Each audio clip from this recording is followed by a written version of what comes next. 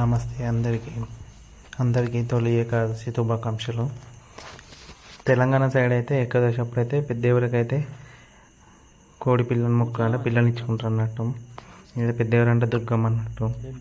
మేము కూడా అయితే దుర్గమ్మకైతే కోడితోనైతే మొక్కిన అన్నట్టు. ఇదైతే మనకు గుగ్గిలం వేస్తారు.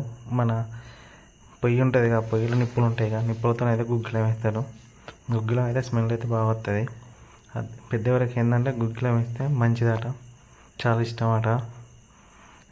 ఇక్కడైతే మాకు బయట బాలమ్మ దేవుడు ఉంటుంది. ఇక్కడైతే మా అమ్మ అయితే అక్కడ దేవుడు పైన కుండల దేవుడు ఉంటే దేవునికి అయితే చూపిస్తుంది. అలాగే దేవునికి నైవేద్యం కూడా పెడతారు. ఇవైతే ఆకులలో పెడతారు దేవునికి నైవేద్యం అండి. అలాగే అప్పాలు కూడా చేస్తారు. మన ముద్దగారెలను తీయటి బెల్ల అప్పాల టైప్లో చేస్తారు అన్నట్టు. తెలంగాణలో ఏంటంటే ఏకాదశి అప్పుడు అయితే ఇట్లా సెలబ్రేట్ చేసుకుంటారు పెద్దవాళ్ళకి అయితే. ఇవైతే మా అమ్మ అయితే అక్కడ పెడుతుంది. ఇవైతే తీయటి ఏమో పప్పుతో వేసింది చూడండి. ఇక నేను ముద్దగారెలు ఎక్కువ ఉన్నాయి ఇవి. ఇదైతే గుగ్గిలం అయిపోయింది. గుగ్గిలం పొగ వస్తుంది, మంచి స్మెల్ వస్తుంది. అగో చూడండి. బయట అయితే ఇంకా మాకు బాలమ్మ దేవుని ఉన్నాడు.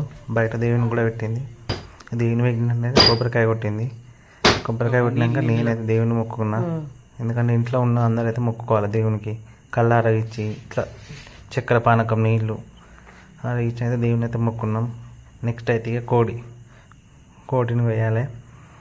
ఈ కోడి ఏంటంటే ఇప్పుడు మనం దేవునికి అక్కడ ఏమైతే పెట్టినామో, మన దేవునికి పెట్టిన అన్నం, దాన్ని ఏమంటే మన బోనం, అదైతే తినాలి. అది తిన్న తర్వాతనైతే కోడిని కోసం ఉంటుంది. ఈ కోడి మాత్రం చాలా టైం తీసుకున్నది. లాస్ట్కి అయితే తిన్న తర్వాత అయితే కోడి కోసుకొని అయితే తిన్నాం. మన తెలంగాణ స్టైల్ అయితే ఇట్లా చేస్తారు. ఏకాదశి ముందు అయితే ఇట్లా ఏకాదశి రోజే మన పెద్దవారికి అయితే కోడి పిల్లని ఇచ్చుకుంటారు అన్నట్టు. మీరు కూడా ఏకాదశి ఎట్లా జరుపుకున్నారో కామెంట్ చేయండి. Thank you for watching. Please do subscribe Rakesh Balla YouTube channel. మా అమ్మ అయితే అక్కడ తిను అని చెప్తాను కొన్ని, లాస్ట్కి అయితే తిన్నది. Thank you.